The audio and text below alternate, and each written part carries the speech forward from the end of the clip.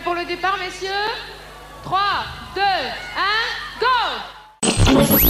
Je porterai plainte contre le Canard enchaîné, parce que c'est pas possible qu'on puisse dénigrer, raconter, excusez l'expression, des conneries entre guillemets, comme cela. Je peux vous dire que vous voulez qu'une chose, c'est que tout ça cesse. Qu'à l'époque, il y avait 5 chaînes, vous avez en bas de chez vous, parce que c'était la grande époque des paparazzis. Vous étiez traqués, quoi. Mais absolument, en fait.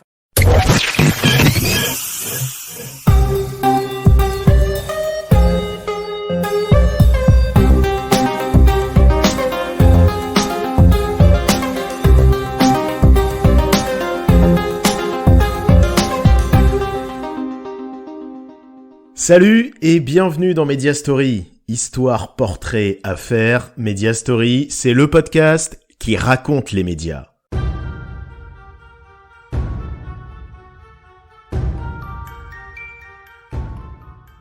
Aujourd'hui, je vous raconte l'histoire d'une tricherie qui a créé une tempête dans le jeu des vachettes, c'est l'affaire Interville. Interville est une des plus vieilles et des plus populaires émissions de la télé française. Créée par l'un des papes du PAF, Guy Lux, en 1962, Interville repose sur un concept très simple. Faire affronter deux villes dans des épreuves physiques loufoques. Ce cocktail d'ambiance de fête foraine et de chauvinisme sympathique fonctionne tout de suite. L'émission est un vrai succès populaire. Elle devient le rendez-vous estival des téléspectateurs. Mais en 1997, le jeu va connaître un été plus sombre.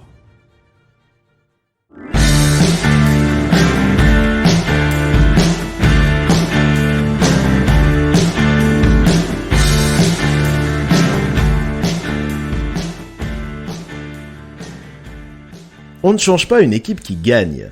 Ce ne sont pas Guy Lux, Simone Garnier et Léon Zitrone qui diront le contraire. Le trio d'animateurs va en effet tenir les rênes de l'émission dès ses débuts et pendant une trentaine d'années, jusqu'au début des années 90, période où l'émission connaît une déprogrammation. En 1995, TF1 décide de diffuser à nouveau Interville. À la présentation, la chaîne propose une toute nouvelle équipe. La star de la une, Jean-Pierre Foucault, l'animateur vedette de RTL, Fabrice, et deux petits jeunes dans le métier, Nathalie Simon et Olivier Chiabodo. Chacun a son rôle. Foucault et Fabrice représentent chacun une des villes qui s'affrontent, Nathalie Simon présente les épreuves, et Olivier Chiabodo endosse le costume d'arbitre. Avec la ville d'Agen et la ville de Montauban, nous voici avec Fabrice et messieurs les maires au cœur même de l'arène. Pour dans un instant le jeu des questions, mais avant, un point supplémentaire pour l'une des deux équipes avec le grand plan, le fameux grand plan et les solides des deux communes, Olivier et Nathalie. Oui, alors écoutez, je suis à la base du grand plan avec deux nouveaux candidats. J'aimerais quand même dire un petit mot pour le joueur d'Agen tout à l'heure qui s'est fait mal dans le jeu des pruneaux. Tout va bien, il est là, il est resté avec nous pour la fin et il n'a rien, il a eu plus de peur que de mal comme on dit. On va pouvoir tout de suite commencer le jeu du défi, le troisième défi, un point en jeu. Tu es de Montauban, tu t'appelles Alain et tu fais quoi dans la vie? Je suis sapeur-pompier. Sapeur-pompier. Alain a des supporters et c'est Patrice d'Agen. Oui, je suis gendarme à Agen. Gendarme à Agen. Bah écoutez, bonne chance à tous les deux. Un point en jeu. Allez-y. En place, Nathalie est en haut du plan. Prêt pour le départ, messieurs? 3, 2, 1, go! Les autres stars d'Interville, ce sont les vachettes. Véritable mascotte du jeu, elles provoquent des gamelles mémorables chez les candidats. On lâche la vachette. C'est pas possible. Allez, François. Il y a la vachette en plus. Eh Ah oui. bah évidemment, Fabrice, c'est dans l'arène, on est sur Interville. Oh là là, mon Dieu! Go! Premier départ. Allez, oh là là, mais elle est très énervée cette bête. Go, go! Vous avez noté que la vachette d'entrée avait décidé de faire du spectacle de qualité ce soir, Fabrice. Oui, ça me paraît très tendu, Jean-Pierre, mais regardez. Oh là là, elle charge votre équipe. Elle a chargé nos amis du Canet. Interville à la sauce TF1 séduit tout de suite. Les téléspectateurs sont très nombreux au rendez-vous, jusqu'à plus de 9 millions. Si tout va bien pour Interville, des révélations fracassantes vont bientôt entacher l'émission.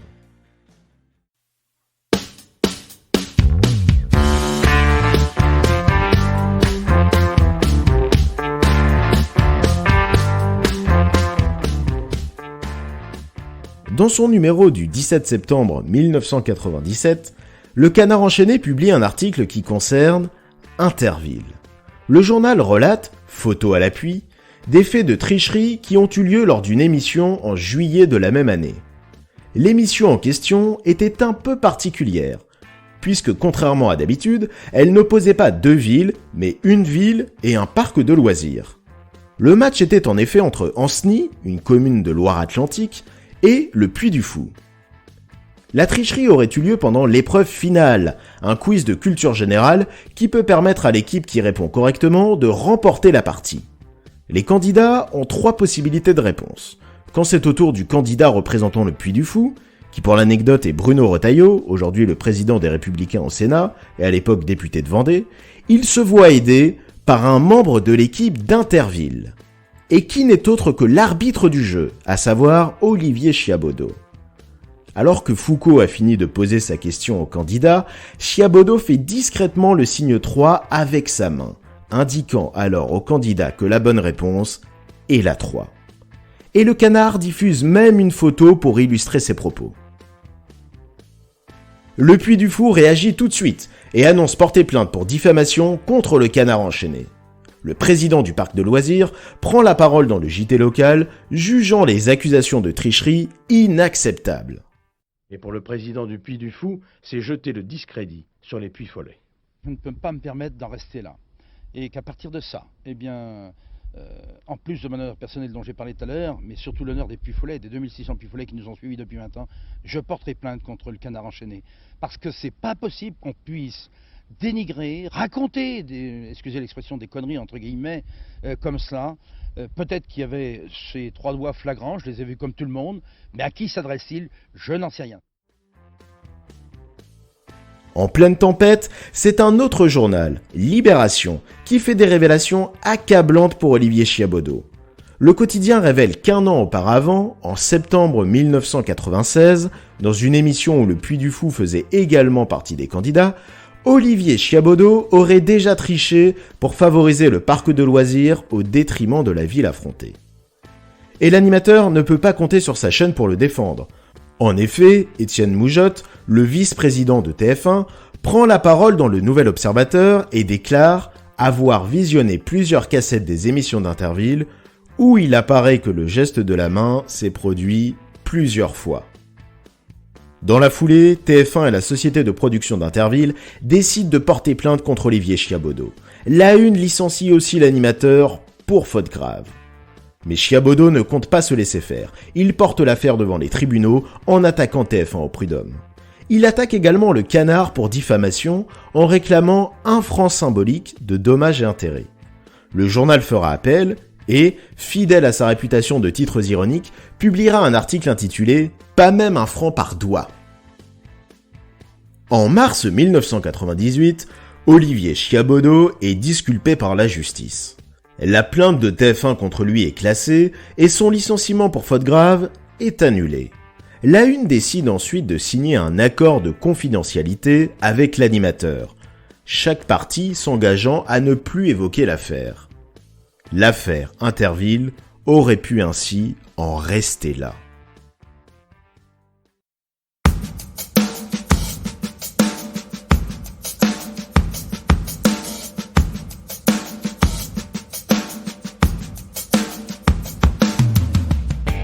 Après le scandale, Olivier Chiabodo troque sa casquette d'animateur contre celle de producteur. Il produit différents documentaires sur la nature et a même pour projet de lancer sa propre chaîne sur cette thématique. Mais ce sera un échec. Et puis, en 2006, alors que de l'eau est passée depuis longtemps sous les ponts de l'affaire Interville, Olivier Chiabodo est à nouveau engagé par TF1. On le retrouvera sur différents projets, d'abord aux opérations spéciales de la Une, puis à la tête de Jet, l'éphémère chaîne 100% jeux lancée par TF1, et enfin détaché auprès d'un fonds de dotation. L'aventure s'arrête début 2017, quand la chaîne décide de se séparer d'Olivier Chiabodo.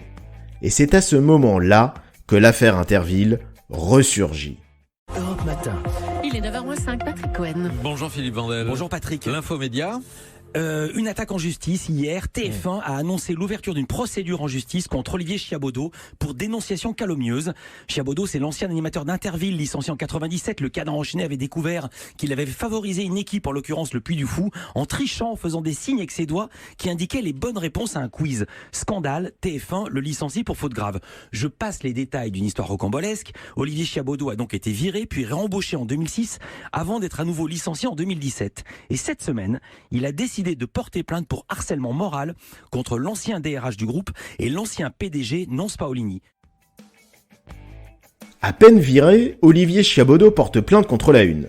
Il ne dénonce non pas son licenciement, mais le harcèlement moral que lui a fait subir la chaîne depuis ces 10 dernières années.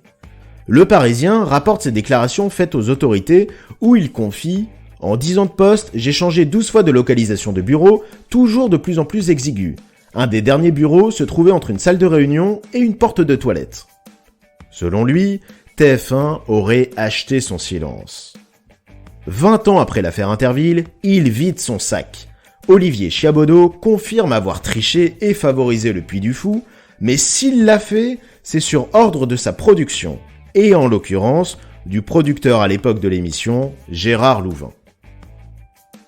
Il accuse ce dernier de lui avoir fait subir de nombreuses pressions, lui proférant même des menaces de mort. Le producteur, joint par l'équipe de Touche pas à mon poste, qui se penche un soir d'avril 2018 sur l'affaire, se défend. J'ai eu Gérard Louvain cet après-midi, évidemment, pour lui demander son point de vue aussi sur l'affaire, qui dément évidemment, formellement, vous avoir donné l'ordre de tricher, en disant déjà que, les questions, il les avait bien avant le début de l'émission, parce que c'était Daniel Moreau, d'ailleurs, notre chroniqueuse, qui écrivait les questions. Il les avait entre les mains, après ça passait entre plusieurs mains, et s'il avait voulu favoriser Puy du Fou, il aurait donné les questions directement, il n'avait pas besoin de vous pour les donner en direct. Voilà. Et deux, si vous avez demandé de tricher, vu qu'il était en régie, il aurait demandé de cadrer plus serré et pas de cadrer en large pour qu'on voit les mains, pour pas qu'on voit la triche. Voilà. Et en revanche, sur la menace de mort, il me dit qu'il dément formellement qu'il ne nous a pas eu ni au téléphone ni de visu depuis 8 ans et que jamais il ne vous a menacé de quoi que ce soit et que cette affaire le faisait plutôt rigoler au début et que maintenant il envisage de porter plainte pour diffamation contre tous ceux qui relaient cette information. C'est l'information qu'il m'a donnée cet après-midi. Voilà. Pour alimenter ses propos sur la présence de tricherie dans l'émission, Olivier Chiabodo cite les déclarations faites par Gérard Louvain dans le livre Le Jackpot des jeux télé paru en 2009. On trichait tout le temps sur Interville. Mais au fait, pourquoi Olivier Chiabodo prend la parole 20 ans après l'affaire ? Invité dans cet avou, il s'explique. De Paris, pourquoi vous avez attendu 20 ans avant de passer aux aveux ? Parce que quand vous avez 30 ans, que votre femme attend votre premier enfant, elle était enceinte de 8 mois, mon épouse, à l'époque. Je peux vous dire que vous voulez qu'une chose, c'est que tout ça cesse. Qu'à l'époque, il y avait 5 chaînes, vous avez en bas de chez vous, parce que c'était la grande époque des paparazzis. Vous étiez traqués, quoi. Mais absolument. Enfin, Anne-Elisabeth, je me souviens de vous à cette époque-là dans TV+, je crois, c'était Marco qui faisait TV+. Voilà, tout le monde voulait savoir ce qui se passait. Et moi, je n'avais pas le droit au chapitre. J'étais à l'époque le voyou. Il y a des magazines télé qui ont fait des unes. Vous pensiez que si vous Le Monde a fait 4 pages. Ma femme était cousine, soi-disant. Vous aviez peur. Pardon. Visiblement encore très marqué par le scandale, Olivier Chiabodo ne souhaite pas être dédommagé financièrement. Mais il exige qu'on cesse de le menacer avec sa famille et que Martin Bouygues, le big boss de la Une, lui adresse des excuses au journal de 20h de TF1.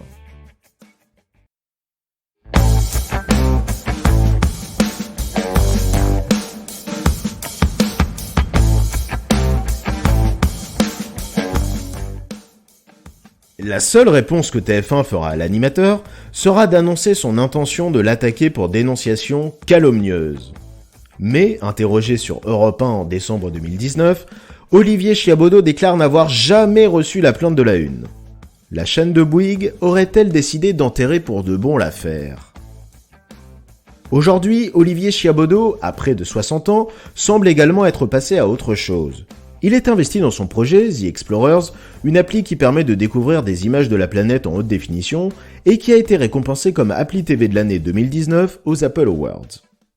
J'ai fait ce que j'avais à faire en tant qu'homme et en tant que père de famille. Maintenant, ma vie, elle est sur The Explorer et je trouve que ce que nous sommes en train de faire là, parce que je suis pas seul, bien sûr, moi je suis la locomotive, mais j'ai une équipe extraordinaire, vaut bien de laisser de côté cette histoire. Oui, et puis j'espère que tous ces gens-là vont jeter un œil en disant que c'est un peu plus constructif de faire ce que je fais. Aura-t-on un jour le fin mot de l'affaire ? La tricherie a-t-elle été ordonnée par la production comme le confie Olivier Chiabodo ? Venait-elle de TF1 directement, dont son PDG à l'époque, Patrick Lelay, était réputé proche de Philippe de Villiers, le fondateur du Puy du Fou ? Le Puy du Fou avait-il un tel intérêt économique à devoir absolument gagner le jeu ? Enfin, tout ceci valait-il un acharnement aussi fort sur Olivier Chiabodo ? Toutes ces questions resteront sans doute des mystères. À l'heure où Interville s'apprête à faire en 2021 son grand retour dans le petit écran, une polémique tout autre a fait surface. L'émission devrait être sans vachette. Un scandale pour certains.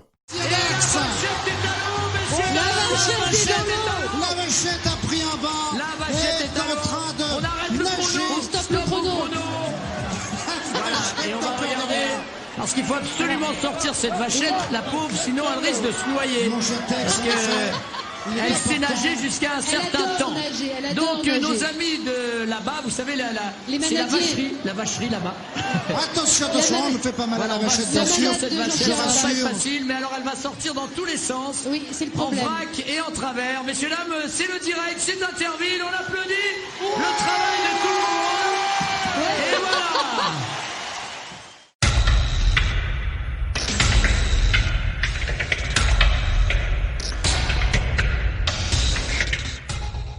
Merci à tous d'avoir suivi ce podcast, à bientôt pour un nouveau Media Story, et pour écouter tout plein d'autres podcasts sur la culture, la société, le ciné, la littérature, l'alcool ou même le monde de l'entreprise, allez faire un tour du côté des podcasts de Podcut, le label qui va vous en apprendre et vous détendre. Vous retrouverez tout le catalogue de Podcut sur notre site podcut.studio. Aussi, si vous souhaitez nous aider à faire vivre le label, n'hésitez pas à faire un don au Patreon de Podcut. À très vite!